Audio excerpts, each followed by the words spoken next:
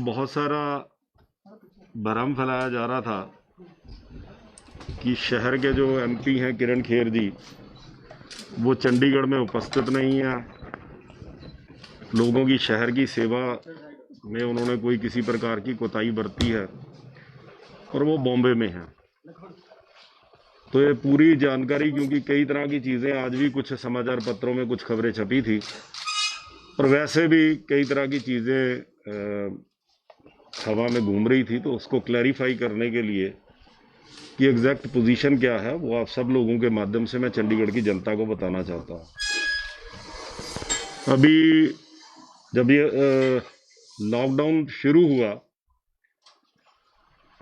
उसी टाइम से लेके किरण खेर जी पार्लियामेंट के बाद जब चंडीगढ़ आई तो लगातार वो दिसंबर माह तक, 4 दिसंबर तक वो चंडीगढ़ में अपने घर में उपस्थित थी। इस दौरान पार्टी ने जो भी कार्यक्रम, कोरोना राहत के कार्यक्रम हमने जो सेवा ही संगठन के तहत किए, उसमें मैं समझता हूं कि शायद कोई दिन ऐसा नहीं था जिस दिन संगठन के साथ, मेरे साथ किरण जी लगातार इन टच नहीं थी। पार्टी क्या कर रही है उसके लिए लगातार सहयोग, लगातार मार्गदर्शन जो है वो किरण जी का, हमारे सब पार्टी के ऑफिस बेरर्स का, हमारे पार्टी के सब महत्वपूर्ण लोगों का और सब कार्यकर्ताओं का उसमें सहयोग रहा। और इसी की बदौलत ही हम लोगों ने लॉकडाउन के पीरियड के दौरान 2.5 करोड़ रुपए के राहत के कार्य किए। 2.5 करोड़, जिसमें हमें जो डोनेशंस, कैश एंड काइंड सारी तरह की डोनेशंस मिली, वो लोगों के सहयोग से हमने लोगों को राहत के काम किए। मोटे मोटे रूप से वो वैसे मैं आपको बता चुका हूं, लेकिन एक बार मैं फिर रिपीट कर देता हूं। भारतीय जनता पार्टी ने 52 किचनें चलाई, 52 कम्युनिटी किचन्स चलाई, जिसके माध्यम से भारतीय जनता पार्टी ने रोज 72,000 से लेके 75,000 जरूरतमंद लोगों तक खाने के पैकेट पहुंचाए। इसमें मैं एक अंडरलाइन कर दूं, 1.25 लाख पैकेट जो है एडमिनिस्ट्रेशन चंडीगढ़ में रोज बांटती थी और उसमें अकेला भारतीय जनता पार्टी का जो योगदान था वो 72,000 से लेके 75,000 फूड पैकेट्स का रोज का था। और ये 52 किचनें लगातार लॉकडाउन के पीरियड और उसके कुछ दिनों बाद भी ये लगातार चलती रही। पूरे मास्क की जरूरत थी। चंडीगढ़ में 2,35,000 घर हैं, तो पार्टी ने तय किया कि हम 5 लाख मास्क, हर घर में 2 मास्क, 50 लाख रुपए की लागत से ये कॉटन के मास्क हमने घर घर जाकर बांटे, जहां भी जरूरत थी। चाहे उसमें हमारे जो फ्रंट लाइन वर्कर्स थे, एमसी के कर्मचारी थे, इवन डोर टू डोर के जो लोग थे, पुलिस के लोग थे, और आम जनता को भी हमने ये जो मास्क है वो 50 लाख रुपए की लागत से ये बांटे। उसके अलावा हमारे कार्यकर्ताओं ने पहले दिन से ही, जब हमें पता लगा कि पीजीआई 32 और 16 में ब्लड की कमी है, भारी कमी थी, और उस वक्त डॉक्टर्स भी इन्फेक्टेड हो रहे थे, हम लोगों ने एक रक्तदान अभियान चलाया पीजीआई के आग्रह पे। और सबसे पहले मैंने खून दान करते हुए 588 लोगों ने उस 70 दिनों के, उसके बाद तो चलता ही रहा, लेकिन वो 70 दिनों के दौरान जब लोग अपने घरों से निकलने से डरते थे, पार्टी के कार्यकर्ता 588 लोगों ने पीजीआई 32 सेक्टर और 16 सेक्टर की पूरे रक्तदान में एक भी कमी नहीं होने दी। इसके अलावा हमने हेल्पलाइन नंबर चलाया, जिसके माध्यम से लोगों की कंप्लेंट्स, चाहे भोजन देना, चाहे किसी को कोई भी जरूरत का सामान उन तक पहुंचाना, ये हेल्पलाइन नंबर भी भारतीय जनता पार्टी ने चलाया। इसके अलावा जितने भी लोग बाहर के प्रदेशों से थे, चाहे वो नॉर्थ ईस्ट की सिक्किम की एक लड़की थी जिसको पंजाब यूनिवर्सिटी से हमने घर पहुंचाया, 20 लद्दाख के मरीज फंसे थे, एयरफोर्स की मदद से हमने उनको एयरलिफ्ट करके उनके घरों में लद्दाख तक पहुंचाया। उत्तराखंड के लोगों को बसों से, जम्मू कश्मीर के लोगों को, श्रीनगर के लोगों को बसों से उनके घरों तक पहुंचाया। सरकार के रेल मंत्रालय की मदद से जो ट्रेनों की व्यवस्था की गई, उन लोगों को, बिहार, यूपी, पूर्वांचल के लोगों को उनको घरों तक पहुंचाने के लिए, और उन सब के लिए चप्पलों की, मास्क की, सूखे राशन की, वो सारी व्यवस्थाएं हमने प्रशासन के साथ मिलकर, प्रशासन ने भी किया, हमने भी किया। इसी प्रकार से मैंने जैसे कहा कि जो हेल्पलाइन नंबर था उसमें हमें बहुत सारे ऐसे, इवन किसी को अडल्ट डायपर चाहिए, किसी को दवाइयाँ चाहिए। एक पेशेंट में तो 37C की कॉलोनी में हमने 14,000 रुपये तक की मेडिसिन एक सिंगल व्यक्ति को भी प्रोवाइड करवाई। इस तरीके के मैं अगर गिनाऊंगा तो मैं आज वो वक्त नहीं है, बहुत लंबे जो चीज़ें हैं, जैसे मैंने कहा कि 2.5 करोड़ रुपए के राहत कार्य भारतीय जनता पार्टी ने किए।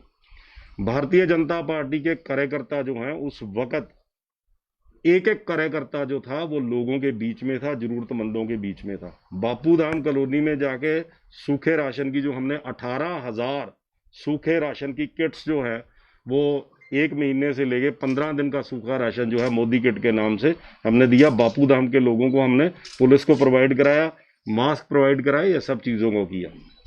लगभग 20,000 के करीब सैनिटाइजर जो थे, चंडीगढ़ पुलिस की सारी ज़रूरत, म्युनिसिपल कॉरपोरेशन के सफाई कर्मचारियों की सारी ज़रूरत कॉरपोरेशन ने पूरी की।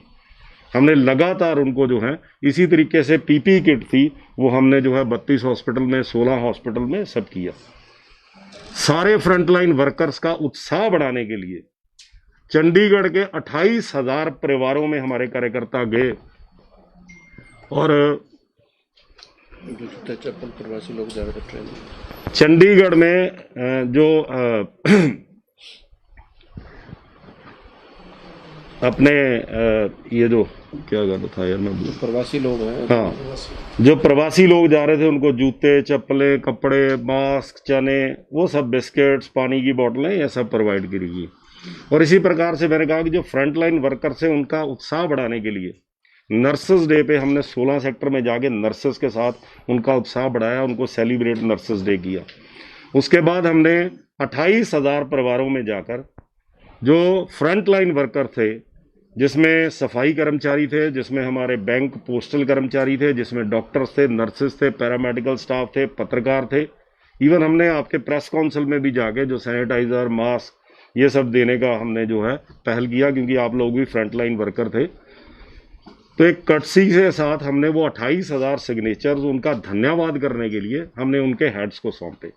तो एक मोटा मोटा ये मैंने आपके सामने ये प्रारूप रखा है कि भारतीय जनता पार्टी का प्रत्येक कार्यकर्ता इस घड़ी में वो जो था इस चीज़ में था। लॉकडाउन के पीरियड के दौरान जैसे मैंने कहा कि किरण जी लगातार पार्टी के संपर्क में थी। उनकी एज जो है वो सीनियर सिटीजन है, मोर देन 65 ईयर्स हैं, बहुत सीवियर उनको है डायबिटिक्स है, डॉक्टरों की एडवाइस की वजह से उनके लिए मना था, लेकिन पार्टी की तरफ से उनके साथ लगातार संपर्क, सहयोग बना के रखा गया। हम सब जानते हैं, हम सब ने प्रेस में पढ़ा होगा कि 11 नवंबर को उनकी बाजू में फ्रैक्चर हुआ, फ्रैक्चर नहीं हुआ सॉरी, उनकी लेफ्ट बाजू जो थी वो टूट गई, उसके 2 हिस्से हो गए उस लेफ्ट बाजू के। ये फ्रैक्चर नहीं था, टूट के लटक के वो अलग हो गई थी। और उससे पहले भी एक बार उनको फ्रैक्चर हुआ था। तो वो एकदम से इतना मल्टीपल फ्रैक्चर्स होना, उसकी वजह जानने के लिए जब वो 11 नवंबर को उनका जो डॉक्टर्स ट्रीटमेंट कर रहे थे, उसकी वजह जानने के लिए उनका पेट स्कैन हुआ। जो पेट स्कैन हुआ, उस पेट स्कैन में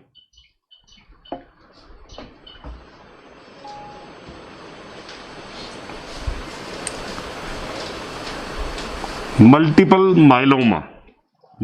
माइलोमा नाम की एक जो डिजीज़ है, उसके बारे में डॉक्टर्स को जो है वो उन्होंने उसका डायग्नोज किया। मल्टीपल माइलोमा, मैं स्पेलिंग बोल देता हूँ, मल्टीपल के तो आपको पता है, MYELOMA, मल्टीपल माइलोमा। ये मल्टीपल माइलोमा की जो बीमारी थी, इसके बारे में मैं ज़्यादा कुछ नहीं कहूँगा क्योंकि मैं मेडिकल एक्सपर्ट नहीं हूँ। आप लोग अपने माध्यम से इस चीज़ के बारे में पता कर सकते हैं। इट्स अ सीवियर डिजीज़ और ये आपके बोन मैरो को डिफेक्ट करती है। और अगर आप कहें तो मैं आपको एक इसकी थोड़ी सी जानकारी दे देता हूँ।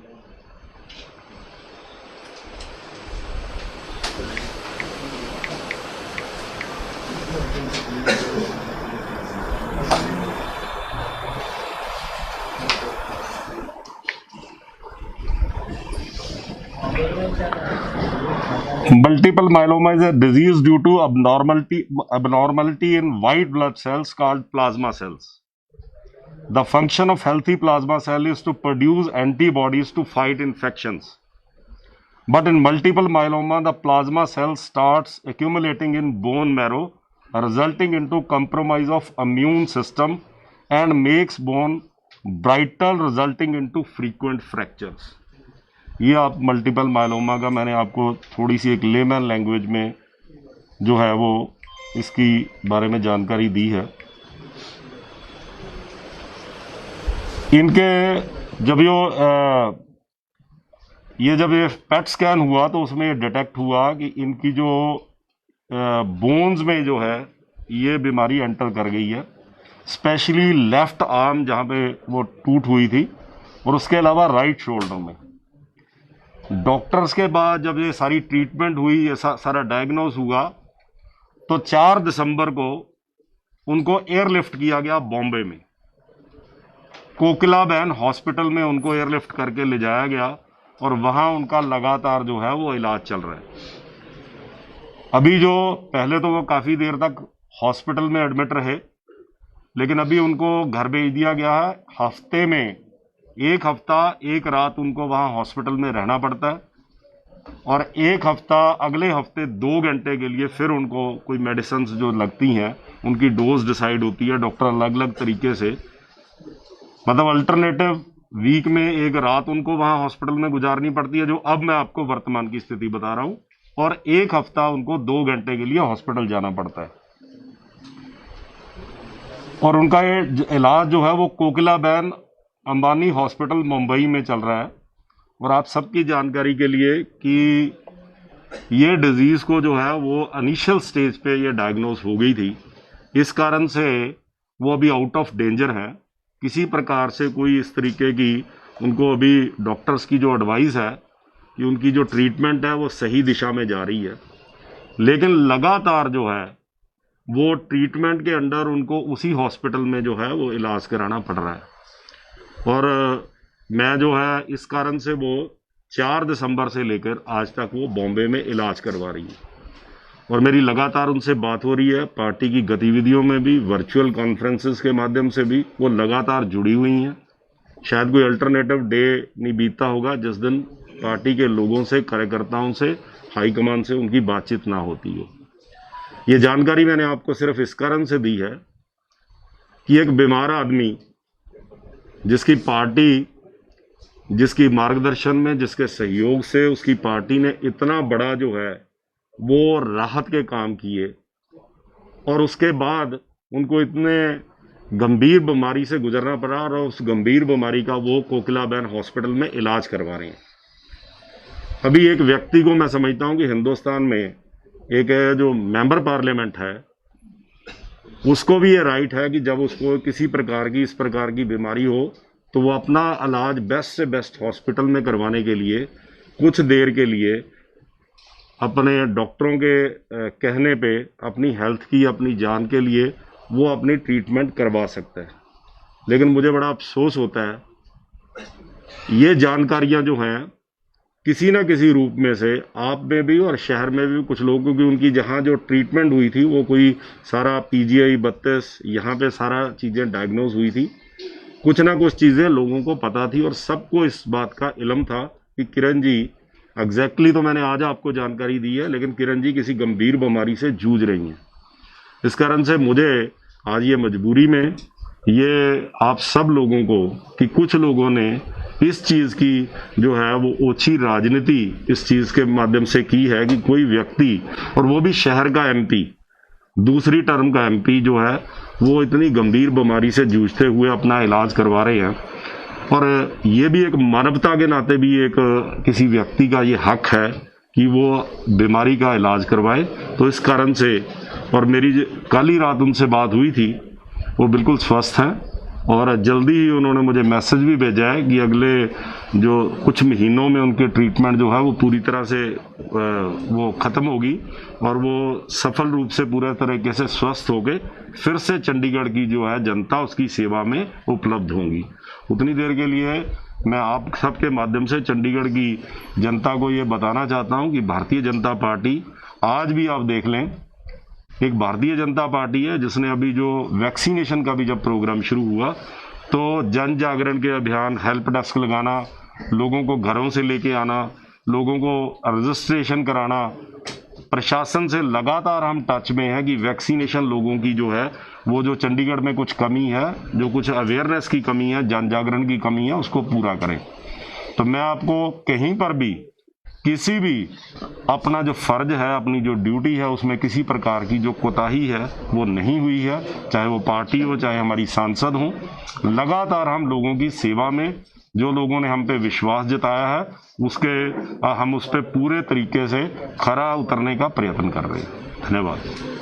सर, एक जहाँ तक मेरी जानकारी है ना, पार्टी के लेवल पे मेरे ख्याल से थोड़ा सा कोई प्रेस नोट वगैरह कभी रिलीज होना चाहिए था, क्योंकि नगर की सांसद हैं, समझ रहे ना सर। तो वो चीज़ मुझे लगता है कि मतलब रह गई, आपने अवेयर किया लोगों को इधर उधर जानकारी, लेकिन पब्लिकली जो है ना, मतलब पार्टी की तरफ से मेरे ख्याल से कोई रिलीज जारी नहीं हुई है। मैं जैसे लोगों को गलतफहमी नहीं, वो देखिए, कई बार क्या होता है कि व्यक्ति जो है उसको अपना, ये किसी का बीमार होना, ये उसकी निजी मजबूरी है, और इसका कोई राजनीतिक लाभ, कोई किसी प्रकार से कोई इस तरीके की चीज़, हम ये चाहते थे कि ये उनका निजी मामला है, वो इलाज करवा रही हैं। और लेकिन आज जैसे आपने कहा, हमने पहले कोई इसकी पूरी ऑफिशियल जानकारी नहीं दी। आज मैं जो आपके सामने जानकारी इसीलिए रख रहा हूँ कि कुछ लोग जो है वो मेरे पास शब्द नहीं है कि मैं किस प्रकार से इसको वो करूं, कि इस प्रकार से राजनीति चमकाने के लिए, ओछी राजनीति करने के लिए वो लोग। और मैं आपको ये भी जानकारी दे दूं कि बहुत सारे लोगों को, और खास करके जो पॉलिटिकल सर्कल में लोग हैं, उन सबको इन विषयों की चाहे पूरी जानकारी ना हो, लेकिन सब पता था कि वो गंभीर रूप से बीमार हैं और वो अपनी बीमारी का इलाज कोकिलाबेन हॉस्पिटल में कर रही हैं। आज हमने ऑफिशियली, क्योंकि ये कह लीजिए कि एक तरीके से उस राजनीति से आहत होकर, ये जो राजनीति इस प्रकार से ओछी राजनीति हो रही थी, उस राजनीति से आहत होकर मैंने कल किरण जी से बात की थी, तो उनकी सहमति के साथ मैंने आप सबको ये जानकारी दी है कि हम लोग आपको ये बता पाएं कि किस प्रकार से वो एक, अब मैंने आपको बताया कि एक व्यक्ति की फ्रैक्चर होना तो एक ध्यान में रहता है, बाजू के 2 टुकड़े हो जाने, टूट के लटक जाना, उससे पहले भी उनको फ्रैक्चर्स हुए थे, और ये परमात्मा की कृपा है, by the grace of God ये टाइमली डिटेक्ट हुआ और इसका टाइमली पूरा तरीके से, अच्छे तरीके से इलाज हो रहा है। तो मैं अब भगवान से प्रार्थना करता हूँ, आप लोगों से भी मैं उम्मीद करता हूँ कि आप लोग भी और सारे शहर के लोग भी, वो हमारे शहर की एमपी हैं, उनके स्वास्थ्य की शुभकामना करेंगे, और भगवान जो है वो ऐसे लोगों को भी जो इस वक्त पे राजनीति कर रहे हैं, उन लोगों को भी सद्बुद्धि देगा कि वो इस वक्त पे राजनीति ना कर उनकी जो है स्वास्थ्य की जो है वो शुभकामना प्रभु से करें। इतना ही मेरा निवेदन है। जी, जैसा आपने कहा कि उनकी आपसे बात होती थी,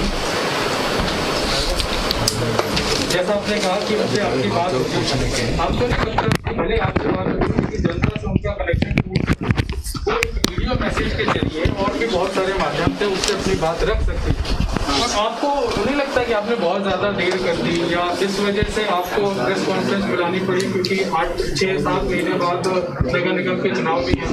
ऐसा नहीं कि इसमें चुनाव का कोई, सबसे पहले तो चुनाव से विषय संबंधित नहीं है, और किसी तरीके के, अभी जब मेयर का इलेक्शन भी हुआ था तब भी किरण जी क्योंकि हॉस्पिटल में एडमिट थी, इस कारण से वो उपस्थित नहीं होता। दूसरी बात आपने जो कही है कि अपना उनका संपर्क जो है, मैंने कहा कि हम लोग हमेशा पार्टी का एक एक कार्यकर्ता जो है वो इस चीज में उपस्थित था, और आप सबको भी पता है कि हमारे लोगों ने कितना इस चीज को सफर किया। मेरे घर में ही मैं 3 बार कोरोना को फेस कर चुका हूँ, इसी कारण से था कि हम सीमित में उपस्थित थे। और मेरा एक प्रश्न है, बहुत सारे लोग इस शहर के रिस्पॉन्सिबल लोग थे, जो बुजुर्ग थे, जो शायद 20-20 साल तक भी शहर को रिप्रेजेंट कर चुके थे, 10-10 साल तक मंत्री भी रह चुके थे।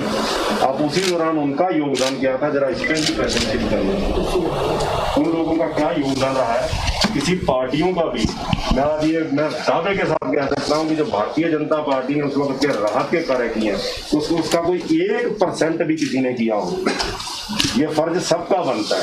आज भी वैक्सीनेशन की ड्राइव में ये कोई बीजेपी की वैक्सीनेशन नहीं है, ये देश के लोगों के लिए एक रक्षा कवच है।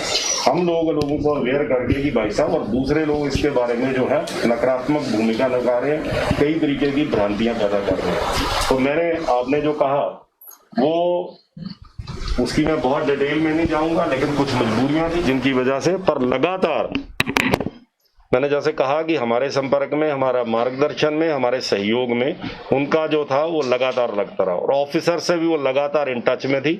गवर्नर साहब से लेके एडवाइजर साहब, प्रशासन के सब लोगों थे, जब भी कोई मुद्दा आया वो सब चीजों के विषय में उन्होंने जो उन परिस्थितियों में हॉस्पिटल में रहते हुए या कोरोना लॉकडाउन पे अपने घर पे रहते हुए जो जिस प्रकार से वो जिम्मेवारी निभा सकती थी, वो जिम्मेवारियां उन्होंने पूरी 100%, पूरी 100% निभाई हैं।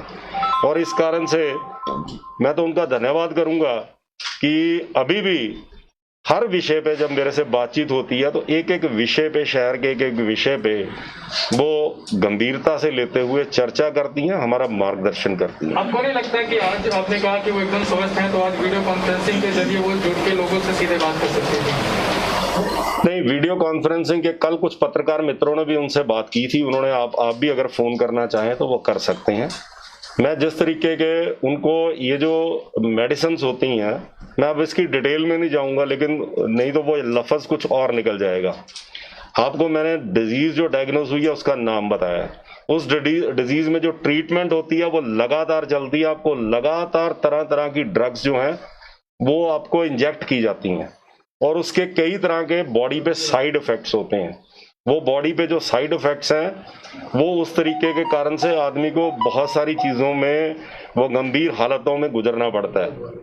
आप मेरे ख्याल जब इस चीज़ के बारे में सर्च करेंगे तो आपको ये विषय ध्यान में आ जाएगा कि एक व्यक्ति जो ट्रीटमेंट कर रहा है, हम कई बार छोटा सा बुखार भी होता है तो हम अपने आप को आइसोलेट कर लेते हैं, लेकिन वो एक बहुत गंभीर बीमारी के साथ जूझ रहे थे। अभी परमात्मा की दृष्टि से मैंने कहा कि टाइम पे वो डायग्नोज हो गया और उनका बेहतर इलाज जो है वो चल रहा है और जल्दी ही मैं तो उम्मीद करूंगा कि अगले 3-4 महीने में वो जो है वो स्वस्थ होके चंडीगढ़ की सेवा में फिर से लौटेंगी। लेकिन हो सकता है उससे परमात्मा ना करे एक आधा कोई और समय भी लग जाए, लेकिन मैं समझता हूं कि एक इंसानियत के नाते, मानवता के नाते, और शायद चंडीगढ़ की जनता इस बात को समझती है कि किसी व्यक्ति को भी अपनी जो है बीमारी है उसके इलाज कराने का हक है। इस कारण से इस पे राजनीति नहीं होनी चाहिए। सूद साहब, आपके बात से तो शायद सहमति हो सकती है, लेकिन जिस प्रकार से किरण खेर जब एक चिट्ठी लिखती है कि एक अधिकारी को एक्सटेंशन मिले, पूरी दुनिया जान जाती है, लेकिन जनता के लिए वो क्या कर रही किसी को पता नहीं। आपके संगठन को जानकारी है कि वो बीमार है, जो मेमोरेंडम देने गए हैं उससे पहले जो मेमोरेंडम देकर आए हैं समस्याओं पर, उस पर इन्वॉल्वमेंट रही है। हाँ जी, तो वो जनता के लिए क्या कर रही है ये जनता को ही पता नहीं। दूसरी बात, आपको सफाई देनी पड़ रही है एक एमपी को लेकर। मैं कोई सफाई नहीं दे रहा हूँ जी, मैं कोई आपको जानकारी दे रहा हूँ। आप इसको किस तरीके से समझते हैं? मैं जो आपको एक जानकारी, पार्टी के अध्यक्ष होने के नाते मेरे शहर की, मेरी पार्टी की वो एमपी हैं, कुछ भ्रांतियां खड़ी की जा रही थी, कुछ चीज़ों के बारे में अच्छी राजनीति हो रही थी, इस कारण से मैं ये मजबूरी में मैंने कहा उस चीज़ से आहत होके हमने ये जानकारी दी है। मुझे किसी से सर्टिफिकेट नहीं चाहिए कि मेरे एमपी जो हैं, मैंने आपको ये मजबूरी में उस राजनीति से आहत होते हुए ये जानकारी आपको दी है, आपके माध्यम से जनता को दी है कि आप लोग जो है वो उसका जो है अब निर्णय कीजिए कि इन हालात में जो मैंने आपको बताया, मैंने आपको उस बीमारी का नाम तक बताया कि आप वो व्यक्ति किस तरीके से वो जो उसका बिहेव हो सकता है। उसमें मैंने कहा कि आप जैसे आपने कहा पत्र लिखा या कुछ और, मैंने कहा लगातार वो इन टच में थी। उनको जब लगता था, जब फ्लाईओवर का मामला और इश्यूज थे, अभी हमने एक मांग पत्र हम गवर्नर साहब से मिलने गए थे। हमने शहर की, जब मैं प्रेसिडेंट बना था 17 जनवरी को, तो मैंने कुछ कमेटियां बनाई थी पार्टी की। हर विषय पे हमने लोगों के साथ, आरडब्ल्यू के साथ, संबंधित लोगों के साथ हमने उसका गहन अध्ययन किया, स्टडी किया, समस्या को समझा और उसके समाधान दिए। कुछ दिन पहले हमने गवर्नर साहब से मिलकर जो है वो सारी विषयों के बारे में रखा है और उसके समाधान भी बताए हैं कि किस प्रकार से ये चीज़ों का, उस सारे इशू में किरण जी की लगातार इन्वॉल्वमेंट थी। वो कष्ट में होते हुए भी लगातार, जब भी वो ड्रग्स के इन्फ्लुएंस की जब वजह से जो दवाइयों के उससे वो थोड़ा सा भी उनको राहत होती थी, वो मेरे से संपर्क में रहती थी, पार्टी के लोगों के साथ संपर्क में रहती थी। अभी भी आप लोग, मैं आपको कोई समय भी बता दूंगा कि जिस वक्त वो थोड़ा कंफर्टेबल फील करें, आप लोग चाहें तो उनसे संपर्क भी कर सकते हैं। साहब, एक पानी का मसला है, ये तो अपने बताने लोगों अब इस पर तो कंटिन्यू होगा। तो पानी के मसले में जैसे आपने पास कर इसका बिल बनने ही चाहिए, कमिश्नर साहब ने नोटिस भेजा नहीं बनने चाहिए, तो आप क्या समझते हैं किसकी बात मानी जाएगी? सर आपको हाउस की सदन की मीटिंग में, क्योंकि मैं भी काउंसलर हूं, हमने जो पास किया था, जो हमने फरवरी में जो टैरिफ पास किया था, उसके बाद कोविड जो लॉकडाउन लगने के कारण से, सारी चीज़ें होने के कारण से जब नोटिफिकेशन नवंबर में हुई तो उसमें कुछ जो दरें थी वो गलत रूप से नोटिफाई हुई। हम तुरंत मिले थे और उसके बाद सितंबर की मीटिंग में हमने फिर से जो है नवंबर की मीटिंग में हमने फिर से उसको रिवाइज किया, पास किया, और अब हमने फिर से उसको पास करके सारी दरें जो है वो कहीं पे भी 50% से ज़्यादा इंक्रीज नहीं है, और वो भी तब होगा जब ये कोरोना महामारी जो है वो खत्म होगी। हमने जो विषय है वो सारा करके उसके पीछे लॉजिक देके कमिश्नर साहब ने अगर बताया तो मैंने भी ये उनको गवर्नर साहब को ये बात सबमिट की है कि सिर्फ 11 करोड़ रुपए का जो है वो जो टैरिफ्स नोटिफाई हुए हैं और जो हमने टैरिफ जो पास किए हैं उनमें सिर्फ 11 करोड़ का रेवेन्यू का फर्क है। और अगर आप कोरोना पीरियड का 1 साल का भी वक्त लेते हैं तो उससे 25-30 करोड़ से ज्यादा जो है, और इसमें 200 करोड़ रुपए का जो वो गैप था रेवेन्यू और एक्सपेंडिचर में। हमने सबमिशन की थी कि आप वन गो में नहीं करना चाहिए, धीरे धीरे ग्रेजुअली। और मैं आज कांग्रेस पार्टी से पूछना चाहता हूं, जब वो बायकॉट करते रहे, जब हमने कम भी किए तब भी वो हमारे साथ नहीं, वो हमने बहुमत से पास किए, मेजोरिटी के साथ नहीं पास किए,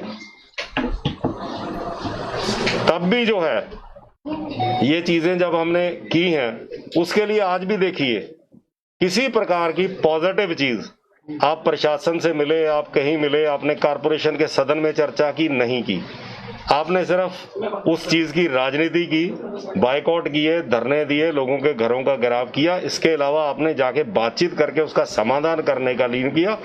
और भारतीय जनता पार्टी ने उनके विश्वास को भी रखा। वो हमारे घरों में आ रहे थे कि बीजेपी के काउंसलर्स को कराएं, तो मैं उसके लिए उनका धन्यवाद करता हूं कि उन्हें पूर्ण विश्वास है कि ये काम बीजेपी ही करा सकती है, और बीजेपी ने कर दिया।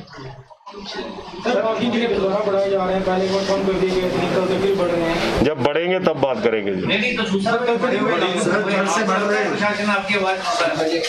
सर मेरा प्रशासन कोई मेरे कंट्रोल में नहीं है। प्रशासन जो है वो इंडिपेंडेंट होता है। मेरा काम है एक पॉलिटिकल पार्टी के नाते, एक रूलिंग पार्टी के नाते प्रशासन तक वो बात रखनी और प्रशासन को उसके पीछे लॉजिक देने कि ये चीज इस तरीके से होनी चाहिए। वो हमने बड़े अच्छे ढंग से लगभग 2 घंटे मीटिंग में हमने गवर्नर साहब को, एडवाइजर साहब को, सबको सबमिट किया। और जो भी चीजें अभी, जैसे मैंने कम्युनिटी सेंटर्स के रेट बढ़ गए थे, 10% हर साल इंक्रीज होती थी, लेकिन वो जो रेट इस प्रकार अब बहुत बढ़ गए थे, वो इंक्रीज बहुत ज्यादा हो रही थी। अगली सदन मीटिंग में हम कम्युनिटी सेंटरों के जो है वो जो रेट है वो कम करने जा रहे हैं। और इसी प्रकार से और भी जो राहत जनता को मिलनी चाहिए।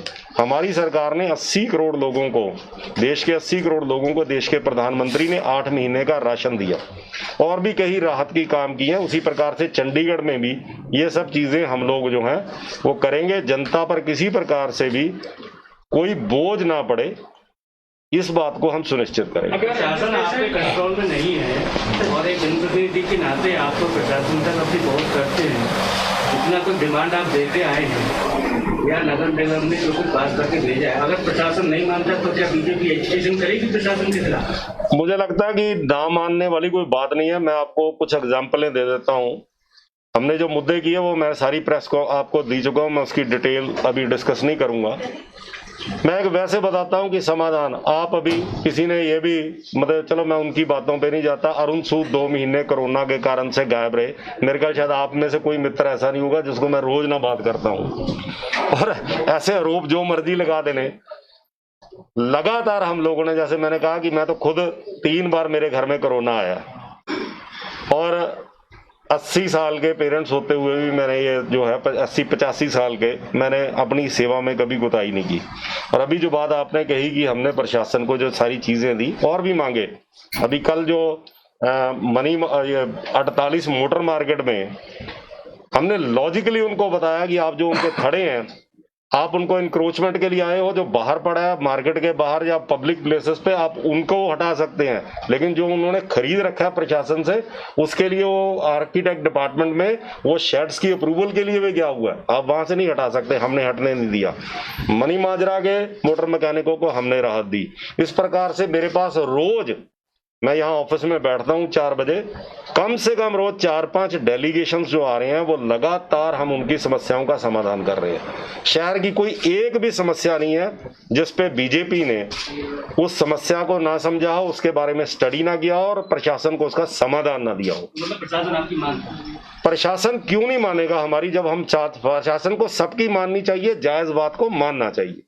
इसमें कोई हमारा कोई किसी प्रकार से, हम प्रशासन के अधिकारियों के पास अपनी बात को रखते हैं, उसमें जो भी जनता के हक में चंडीगढ़ में होता है प्रशासन उसको मानता है। लेकिन सर वो तो कहते हैं कि आप ही लोग पहले गए थे कि अगर हम बढ़ाएंगे तो रेवेन्यू हमारा इतना बढ़ेगा, और फिर वो कह रहे हैं कि पहले उन्होंने सर्वसम्मति से पास करके बढ़ाया और अब वो वापस करने को मैं मानता हूं, मैंने हाउस की सदन की मीटिंग में कहा था दिसंबर 2019 को जो टैरिफ बढ़े थे उसकी वजह, जब वो सदन में एजेंडा ऑफिसर्स द्वारा लाया गया था, वो ऑफिशियल एजेंडे पे चर्चा नहीं होने दी, वहां घमासान किया गया और बायकॉट के कारण से वो पास कर दिया गया बिना देखे। हमने उसमें, मैं अपनी गलती मानता हूं, मैंने सदन की मीटिंग में कहा था, उन्होंने कहा आप यू टर्न कर रहे हो, मैंने कहा चंडीगढ़ की जनता के विषय में अरुण सूद को एक बार नहीं 100 बार यू टर्न करना पड़ेगा, मैं करूंगा। हमने 30% जो सेस है, ये तब 2018 में 30% सीवर सेस लगाया गया था पानी पे, मैंने वो रेजोल्यूशन हाउस के सामने रखा था कि ये सर्वसम्मति से, कांग्रेस की भी सहमति थी, लेकिन उसको कम करने के लिए अब हमने 30% से 5% जो है वो रिकमेंड किया। लेकिन आपकी गलती से लोग अभी पैसा चुका तो रही हैं। सारा पैसा जो भी गया, जब इसके रेट्स रिवाइज होंगे लोगों का ये पैसा एडजस्ट होगा। एडजस्ट होगा आप ये कह रहे हैं? हाँ जी, बिल्कुल होगा। सर पार्किंग के लिए बात करी गई थी ना कि पार्किंग पहले स्मार्ट की जाएगी, उसके बाद ही रेट वगैरह। ये मैं आज भी कह रहा हूँ, पार्किंग, जब तक पार्किंग में सारी सुविधाएं नहीं होंगी तब तक वो सारी जो चीजें हैं उसके विषय में जो है, जब तक वो सारी फैसिलिटीज नहीं होंगी रेट रिवाइज नहीं होंगे। सर वो तो हो रहा है, प्रशासन ने बोला था कि काउ सेक्स कुछ मिलेगा और वो सभी गौशाला को डिस्ट्रीब्यूट होगा, वो अभी तक सर कितना इकट्ठा हुआ है और अभी तक डिस्ट्रीब्यूट क्यों नहीं? लगभग 18 करोड़ के करीब जो है वो काउ सेस जो है वो आया है। काउ सेस जो है वो cow welfare of the cows kettles के लिए इस्तेमाल हो सकता है। अभी गौशाला एक रायपुर खुर्द में बनने, रायपुर कला में बरसाना की तर्ज पे एक गौशाला बनने जा रही है। ये सारा पैसा जो है वो सारा इन्हीं चीजों पे, और पार्टी ने अभी एक, इस बार जो हमारी सब कमेटीज बनती हैं कारपोरेशन में, उसमें हमने जो है वो जो सब कमेटीज है वो काउ प्रोटेक्शन की भी सब कमेटी बनाने को कहा है। और पार्टी ने, मैंने एडवाइजरी काउंसिल में भी, जो एडमिनिस्ट्रेटर की एडवाइजरी काउंसिल है, और अभी गवर्नर साहब से जब मिले, गो रक्षा बोर्ड बनाया जाए ताकि इस पैसे को सही यूटिलाइजेशन हो सके। Stray kettles, specially stray animals में स्ट्रे कैटल्स, उनकी वेलफेयर, उनका संवर्धन, उनका संरक्षण हो सके, इसके लिए इस काउ सेस को इस्तेमाल किया जाएगा।